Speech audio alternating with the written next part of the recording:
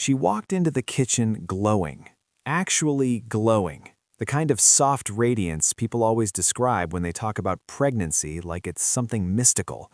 "Honey," she said, placing her purse on the counter with a smile I hadn't seen on her face in months. "We need to talk." I glanced up from my laptop where I was half-heartedly going through quarterly reports while eating a sandwich that had already gone cold. "I'm pregnant," she said. Not hesitant, not unsure, but proud, almost victorious. For a moment, everything around me went still. Then she added, "We're keeping it. I already scheduled an appointment with Dr. Morrison. 12 weeks. 12 weeks? I slowly set my sandwich aside. The math formed in my mind before I could speak. 12 weeks earlier, I had been in Singapore for 3 weeks on a project that couldn't be delayed. Before that, Frankfurt for 2 weeks. I hadn't truly been home, not in the same bed, not even in the same time zone consistently for nearly 4 months. I looked at my wife, at the brightness in her expression, at the hand she rested protectively over her still flat stomach, like she was already guarding something priceless, and I said the only thing that felt grounded in reality. "Congratulations. When did we last sleep together?" Her smile locked in place. The kitchen fell quiet, except for the steady hum of the refrigerator and the almost audible fracture of a marriage splitting open in real time. What kind of question is that?" she whispered. I took out my phone, opened my calendar, and scrolled back. Singapore, 3 weeks. Frankfurt before that, 2. Before that, Tokyo, another 2. I lifted my gaze. "So I'll ask again, when exactly did we last sleep together?" Her color drained instantly. You think I'm lying?" "I think," I said evenly, "biology doesn't lie, and neither does my travel schedule." She tried to speak, stopped, tried again, and in that moment I understood everything without her saying a word. If you want to know what I found in her phone that night and how a paternity test destroyed more than just a marriage, hit subscribe, because what came next made her family wish they'd never called me a liar. My name is Nathan Cross. I'm 39 years old, and I'm a senior project manager for an international engineering firm based in Boston. My job sends me across the globe. Singapore, Frankfurt, Tokyo, Dubai, Sao Paulo. Wherever a major infrastructure project demands supervision, that's where I go. I spend more time in airports than in my own living room. That's the arrangement. That's what funds the house in Newton, the cars in the driveway, the lifestyle my wife always wanted. My wife, soon to be ex-wife, is Claire. She's 36 and works in marketing for a boutique agency in Cambridge. Remote position, flexible schedule, the kind of role that appears demanding on paper but rarely requires her to be physically present anywhere. We've been married for 8 years. The first 5 were genuinely good. We traveled together when schedules allowed. We spoke every night when I was abroad. We found ways to bridge the distance. Then gradually, something changed. The conversations shortened. The messages cooled. "I miss you" became "When are you coming home?" which eventually became "You're never here." I tried to adjust. I truly did. I accepted fewer contracts. I negotiated shorter assignments. I even declined a promotion that would have required more travel. It still wasn't enough. Claire wanted a husband who was present every evening, who coached Little League, who handled weekend chores. That was never who I was. I never pretended otherwise. But I was loyal. I was transparent. I provided for us. I called every night. I believed those things mattered. Apparently, they didn't. The pregnancy announcement happened on a Tuesday. I had returned from Singapore the night before, jet-lagged and exhausted beyond reason. I slept nearly 12 hours straight, woke disoriented, and wandered downstairs to find Claire preparing breakfast. That alone should have warned me. Claire doesn't cook breakfast. She was humming softly, wearing a sundress, her hair carefully styled. "Good morning," she said with unnatural brightness. "Morning," I muttered, reaching for coffee. "How was Singapore?" "Hot, draining, predictable," I replied. She placed a plate in front of me. Eggs, toast, bacon, everything. I stared at it. "What's the occasion?" "Can't I make my husband breakfast?" "You can. You usually don't." She gave a small, uneasy laugh. "Maybe I'm changing." I ate quietly, observing her restless movement around the kitchen, an energy I hadn't seen from her in years. Eventually, she sat across from me. "Nathan, We need to talk. Those words settle heavily in any marriage. I set down my fork. Okay. She inhaled, then smiled. I'm pregnant. The room tilted. You're what? Pregnant. 12 weeks. I took multiple tests. Dr. Morrison confirmed it yesterday. It's real. I looked at her, trying to reconcile the statement with the facts I knew. 12 weeks? Yes. My thoughts moved quickly. 12 weeks meant 3 months. I had spent the previous 3 weeks in Singapore, 2 before that in Frankfurt, and time before that in Tokyo. I hadn't truly been home for more than scattered days in 4 months. When did I began, then stopped. Her expression hardened. Are you seriously asking that? Claire, I've been traveling constantly. I'm trying to understand the timeline. The timeline? Her voice sharpened. I tell you we're having a baby and you want a timeline? I need to know when conception happened. I don't know. Why does it matter? Because it does, I answered quietly. She pushed back her chair abruptly. I cannot believe you right now. I'm not accusing you. I'm asking a question. It is an accusation. I stood as well, keeping my tone steady. Claire, I've been overseas for months. I need clarity. She stared at me, anger mixing with something else. You were home in February for 3 days.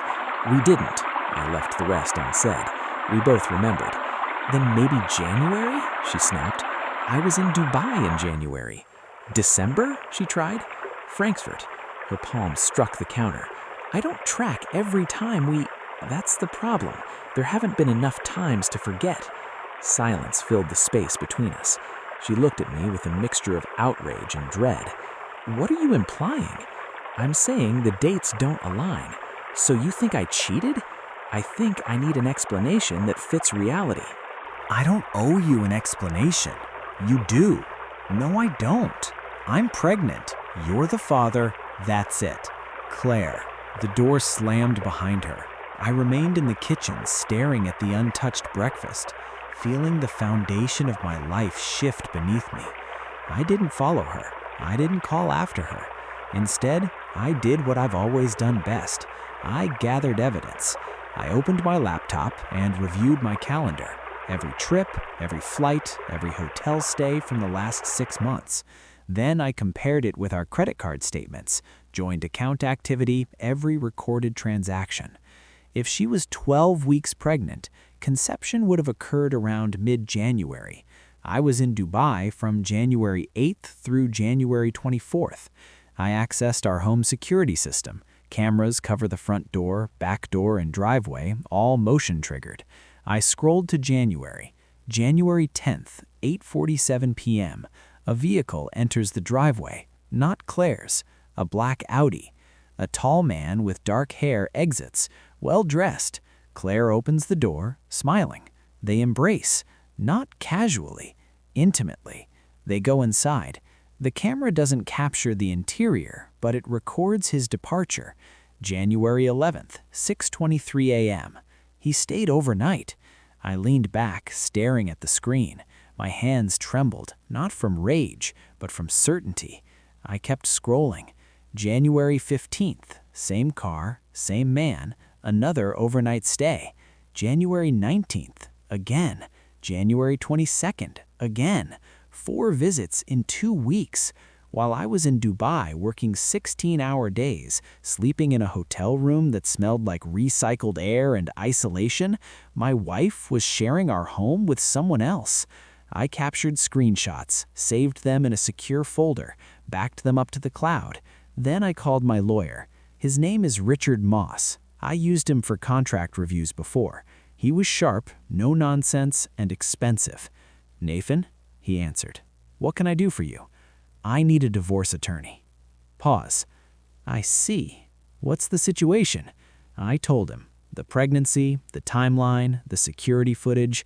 He listened without interrupting. When I finished, he said, Do you want a paternity test? Yes. She'll fight it. I know it's going to get ugly. It already is. He sighed. All right, let me draw up a separation agreement. In the meantime, don't leave the house. Don't move out. That can hurt you in court. What about her? Let her leave if she wants, but you stay put. Understood? Understood. And Nathan, don't confront her with the footage yet. Let her think you're just suspicious. The more rope she has, the more she'll hang herself. I hung up and sat in the silence of my own home, surrounded by evidence of a life I thought I was building. Turns out I was the only one building. She was busy tearing it down. Claire came home that night around 11 p.m. I was in the living room reading, or pretending to. She walked in, saw me, and stopped. "We need to talk," she said. "Okay." She sat down on the opposite end of the couch, as far from me as possible. "I'm sorry I got upset earlier," she started. "This is a lot for both of us." I nodded, said nothing. "But Nathan, I need you to trust me. This baby is yours." "Okay." She blinked. "Okay. If you say it's mine, then it's mine." She relaxed. "Thank you. But I want a paternity test." Her face hardened. "Absolutely not." "Why not?" "Because it's insulting. Because it shows you don't trust me." "You're right," I said calmly. "I don't." She stood up. "I'm not doing a paternity test. Then I'm not signing a birth certificate. You don't have a choice." "Actually, I do. If my name's not on the birth certificate, I have no legal obligation. No child support, no custody, nothing." Her mouth opened, closed. "So here's the deal. You take a paternity test. If it's mine, I'll step up. I'll be the father. I'll do everything right. And if it's not, then you can explain to whoever the real father is why you tried to pin it on me." She stared at me like a stranger. "I can't believe you're doing this. I can't believe I have to." She grabbed her purse. "I'm staying at my sister's." "Okay." She left. The house was silent again. I pulled out my phone and texted Richard. She refused the paternity test. His response came immediately. "Good. Let her dig the hole deeper." Over the next 2 weeks, Claire tried everything. She called crying, she called angry, she sent long texts about how hurt she was, how betrayed she felt. She had her sister call me, her mother, even her father, who I'd always gotten along with. "Nathan, you're tearing this family apart." "I'm not tearing anything apart. I'm asking for the truth." "She's telling you the truth. Then she won't mind proving it." He hung up. Her friends started posting on social media vague messages about toxic masculinity and controlling husbands. I didn't respond, didn't engage. I just waited. Finally, 3 weeks after the announcement, Richard called. "She's agreed to the paternity test." I exhaled. "When?" "Next week. Non-invasive prenatal paternity test. They'll take her blood, compare it to your DNA, results in 7 to 10 days. And if she tries to back out, she won't. I made it a condition of any settlement. No test, no negotiation." "Good, Nathan," he said carefully. "Are you prepared for the results?" "What do you mean?"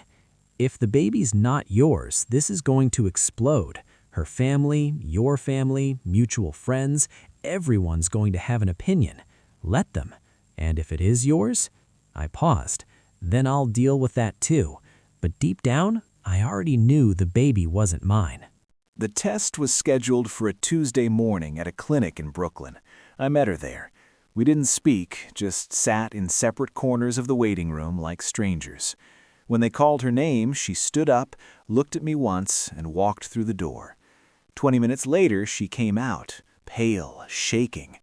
"They took blood," she said quietly. "Results in a week." "Okay." She left without another word. I sat there for a moment, staring at the generic landscape painting on the wall, and felt nothing. Not anger, not sadness, just the cold, clinical certainty that comes from knowing you're about to be proven right. The results came back on a Thursday. Richard called me at work. "Nathan, we need to meet. Just tell me." Not over the phone.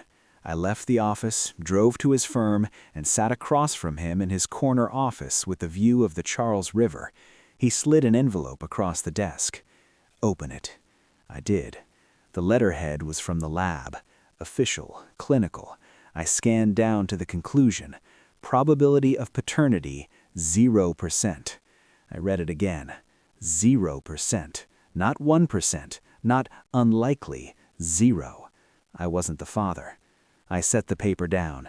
So, "So," Richard echoed, "what do you want to do?" "I want a divorce. I want her out of the house, and I want everyone who called me a liar to see this." He nodded. "I'll draft the papers." I didn't call Claire. I didn't text. I forwarded the results to her lawyer with a simple message: "Your client lied. Proceed accordingly." Then I sent a copy to her father and her sister and her mother, not out of spite, out of clarity.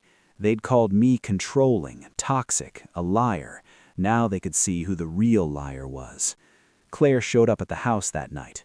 I was packing her things methodically, clothes in boxes, toiletries in bags. She walked in without knocking. "Nathan, don't. Please, just listen." "No," I kept packing. "You lied. You tried to pass off another man's baby as mine. You made me the villain when I asked for the truth." "I didn't mean—" "You meant every word." I looked at her. "You knew that baby wasn't mine. You knew it from the start." Her face crumpled.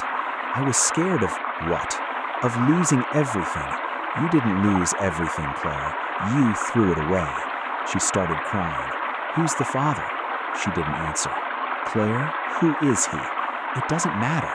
"It does to me." She wiped her face. "His name is Jordan. He's married." "Of course he was. Does he know?" She shook her head. "I haven't told him. You should. He deserves to know he's going to be a father. He won't leave his wife. That's not my problem." She looked at me. Mascara streamed. "What happens now?" "Now?" I handed her a box. "You leave. The divorce papers will be filed tomorrow. You'll get what's legally yours, nothing more. Nathan." "Goodbye, Claire." She took the box and walked out. I watched her car pull away and felt the weight lift. Not happiness, not relief, just the quiet, steady knowledge that I'd done the right thing. The divorce took 4 months. Claire tried to fight for the house. Richard shut it down. She tried to claim emotional distress. Richard presented the security footage. She tried to get alimony. Richard showed the timeline of the affair. In the end, she got her car, her personal belongings, and nothing else. The house was mine. The savings were mine. The life I'd built was mine. She moved in with Jordan, who, it turned out, did leave his wife for about 3 months. Then he left Claire, too. I heard through mutual friends that she had the baby, a boy, healthy. I didn't ask for details. It wasn't my story anymore. 6 months after the divorce was finalized, I was in Tokyo for work. I met someone. Her name was Yuki. She worked for the client company, spoke 3 languages, and had a laugh that made the whole room feel lighter. She said, "You seem careful." "I am. Bad breakup." "Something like that." She nodded. "I understand. My ex-husband cheated. It makes you cautious." "It does." We walked in silence for a while. Then she said, "But you can't let one person steal your ability to trust." "I know." "Do you?" I thought about it. About Claire, about the lies, about the paternity test that confirmed what I already knew. "I'm working on it," I said. She smiled. "Good. That's all anyone can do." A year later, Yuki and I were still together. Long distance, but real, honest. She never asked me for anything except the truth, and I gave it to her every time. Because I learned something from Claire. Love without honesty isn't love. It's performance. And I was done performing. I still travel for work. Singapore, Frankfurt, Tokyo. But now when I come home, there's someone waiting who actually wants me there. Not for what I provide, for who I am. Claire tried to trap me with a lie. Instead, she set me free. If this story hit home, comment "I'm free" if you've ever been lied to. If you've ever had someone try to rewrite your reality. If you've ever stood up for the truth when everyone else called you crazy, this one's for you. Hit subscribe for more stories about the quiet power of knowing your worth. Because the best revenge isn't proving them wrong. It's walking away and building something.